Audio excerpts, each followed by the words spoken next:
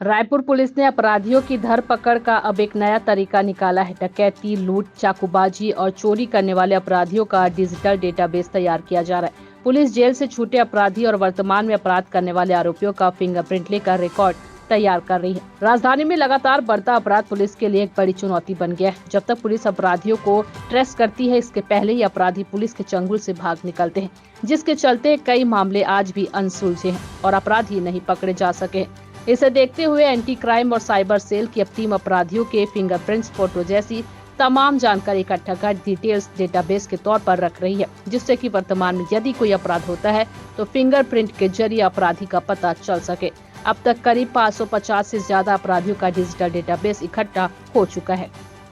Police द्वारा वरिष्ठ police अधीक्षक महोदय के निर्देशन में जितने भी अपराधी हैं जो लगातार कोई ना कोई क्राइम से जुड़े हुए लोग हैं,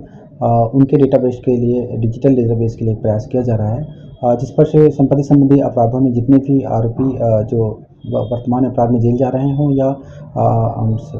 बेल में रिहा हो रहे हों, सज़ा के बाद रिहा हो रहे हों, ऐसे सभी आरोपियों का फिंगरप्रिंट और बायोमेट्रिक्स संबंधित थानों में, साथ ही साथ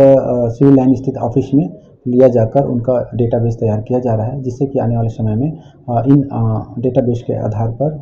आरोपियों की शिनाख्तगी और उनके गिरफ्तारी के लिए एक डेटाबेस हमारे पास रहे।